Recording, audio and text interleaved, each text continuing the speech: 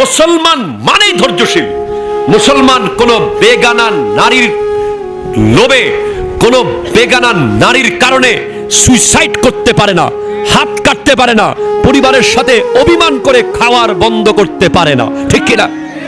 কথা জোরে বলেন, ঠিক কিনা বলেন? আমাদের এক অসংখ্য যুব সমাজ এখানে আছে। আমি স্ট্রেট ফরওয়ার্ড বলছি, কারণ বর্তমানে সবচেয়ে বড় ফিতনা হচ্ছে girlfriend, smartphone, Messenger, wifi, WhatsApp, বিভিন্ন বেগানা মেয়ের সাথে সম্পর্ক। যুবকদের শয়তানের রশি তাদেরকে বেঁধে রেখেছে। ঠিক কিনা কথা বলেন? একটু থেকে একটু হলেই পরিবারকে হুমকি দেয়, আমি মরে যাব, আমি এমন করব, আমি অমন করব, হাত কেটে ফেলে, পা কেটে ফেলে, ঘর ছেড়ে চলে যায়। আরে বেয়াক্কল, তুমি একটা মেয়ের জন্য জীবন দেওয়ার লোক নয়, তুমি গোটা মুসলিম উম্মার জন্য জীবন দিবা। ঠিক কিনা কথা বলেন? আরো জোরে কথা বলেন, ঠিক কিনা?